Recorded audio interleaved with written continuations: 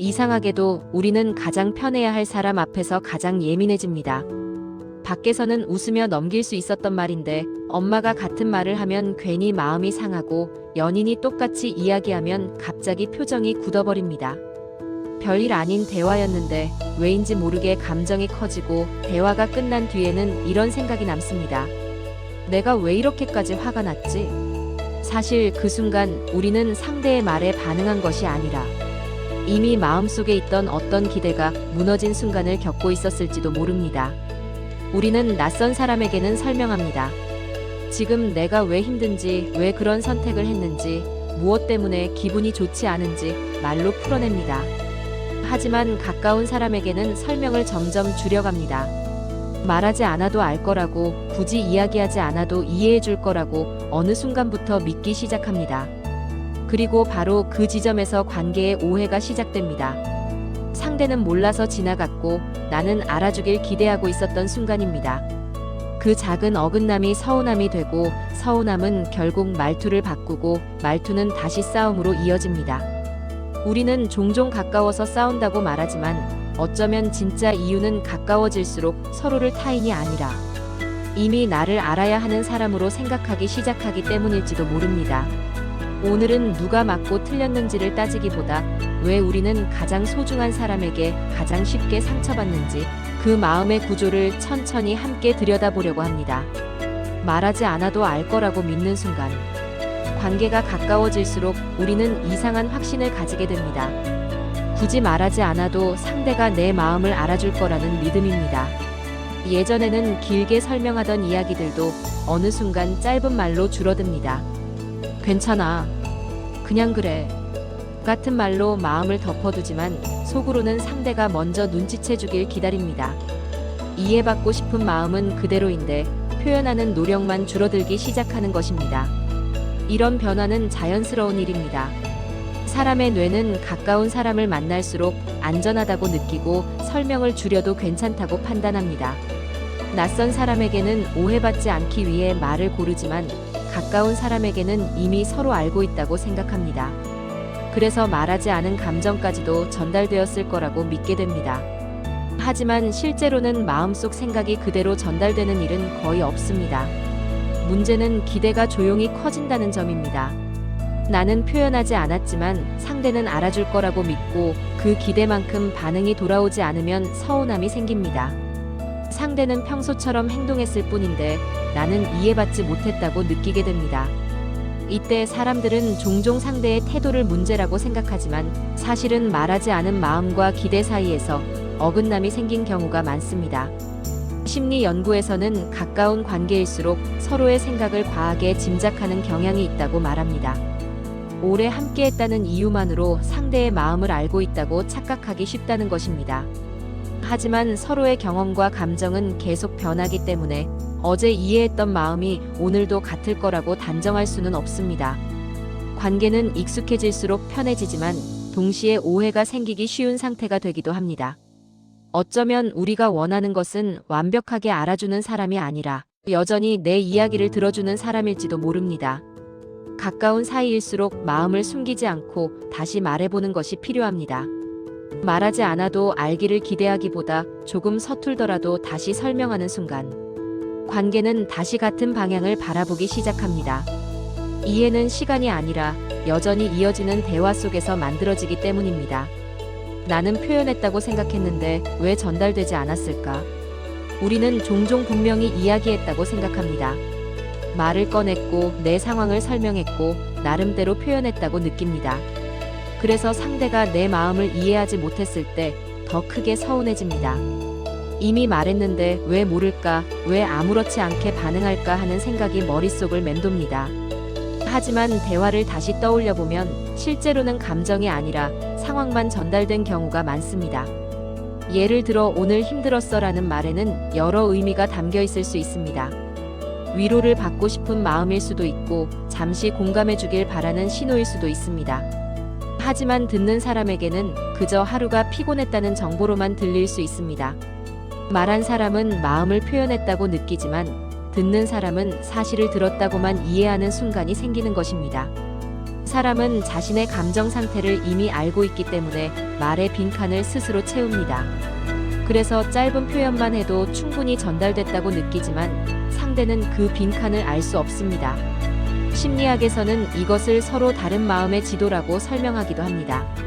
같은 단어를 사용해도 각자가 떠올리는 의미와 감정의 깊이가 다르기 때문에 전달되었다고 느끼는 정도에도 차이가 생깁니다.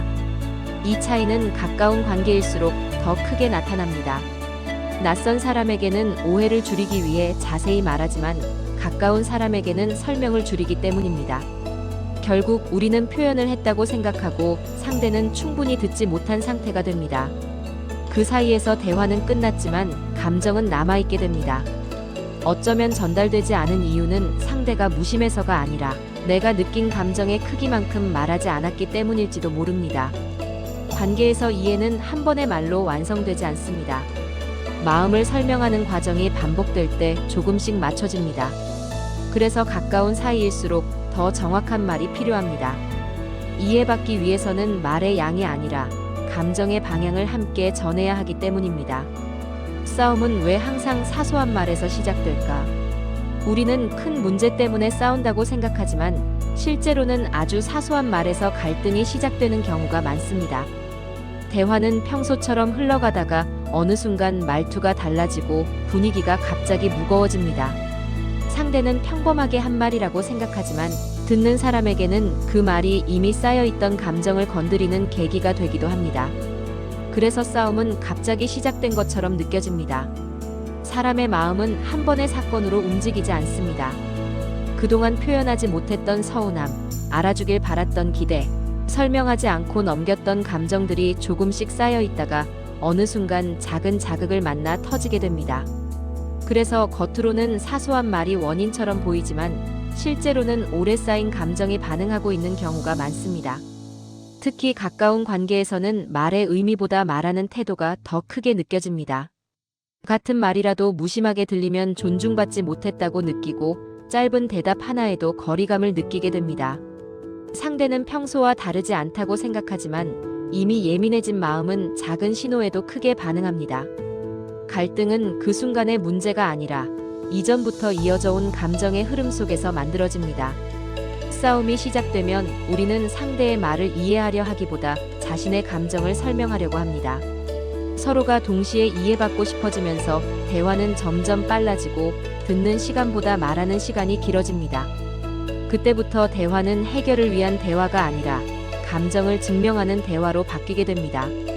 어쩌면 싸움은 관계가 나빠졌다는 신호가 아니라 그동안 말하지 못했던 마음이 밖으로 나온 순간일지도 모릅니다. 중요한 것은 누가 맞았는지가 아니라 왜 그 말이 그렇게 크게 들렸는지를 천천히 돌아보는 일입니다. 감정의 이유를 이해하기 시작할 때 같은 대화도 전혀 다른 방향으로 흘러갈 수 있습니다. 왜 우리는 싸운 뒤에야 마음을 이해하게 될까? 싸움이 끝난 뒤 방 안이 조용해지면 그제야 생각이 시작됩니다. 대화를 할 때는 분명 화가 나 있었는데 시간이 조금 지나면 이상하게 다른 감정이 올라옵니다. 정말 화가 났던 걸까? 아니면 서운했던 걸까? 하고 스스로에게 묻게 됩니다. 감정이 가라앉고 나서야 자신의 마음을 천천히 바라보게 되는 순간입니다. 사람은 감정이 올라와 있을 때는 이해보다 반응을 먼저 하게 됩니다. 뇌는 관계를 지키기보다 스스로를 보호하려는 방향으로 움직이기 때문입니다. 그래서 상대의 말을 듣기보다 내 감정을 설명하려 하고 이해받지 못한다고 느끼면 목소리가 조금씩 커집니다. 그 순간의 말들은 대부분 해결을 위한 말이 아니라 상처받지 않기 위한 반응에 가깝습니다. 하지만 혼자가 되면 상황이 조금 다르게 보이기 시작합니다. 상대의 표정이 떠오르고 내가 했던 말이 다시 생각납니다. 그때 우리는 깨닫습니다. 상대가 나를 공격하려 했던 것이 아니라 서로 다른 마음 상태에서 대화를 하고 있었을 뿐이라는 사실을 말입니다. 같은 상황을 보면서도 각자 다른 감정을 느끼고 있었던 것입니다. 심리학에서는 감정과 이해가 동시에 작동하기 어렵다고 말합니다. 감정이 강해질수록 사고는 단순해지고 상황을 흑백으로 판단하게 됩니다. 그래서 싸우는 순간에는 상대의 의도를 정확히 이해하기 힘듭니다. 오히려 감정이 지나간 뒤에야 마음의 여유가 생기고 그때 비로소 관계를 다시 바라볼 수 있게 됩니다. 어쩌면 싸움 뒤에 찾아오는 이 조용한 시간은 관계가 다시 정리되는 과정일지도 모릅니다. 중요한 것은 후회하는 것이 아니라 그 순간 어떤 마음이었는지를 알아차리는 일입니다. 자신의 감정을 이해하기 시작하면 다음 대화에서는 조금 더 천천히 말하게 됩니다. 그리고 그 작은 변화가 관계의 방향을 조금씩 바꾸기 시작합니다. 우리는 어떻게 덜 상처받으며 대화할 수 있을까? 관계에서 갈등을 완전히 없애는 방법은 없습니다. 아무리 가까운 사람이라도 서로 다른 생각과 감정을 가지고 살아가기 때문입니다. 하지만 상처를 줄이는 방법은 분명 존재합니다. 그것은 상대를 바꾸려는 노력보다 대화를 시작하는 방식에서 조금의 변화를 만드는 일입니다. 우리는 보통 감정이 올라온 뒤에 말을 꺼냅니다.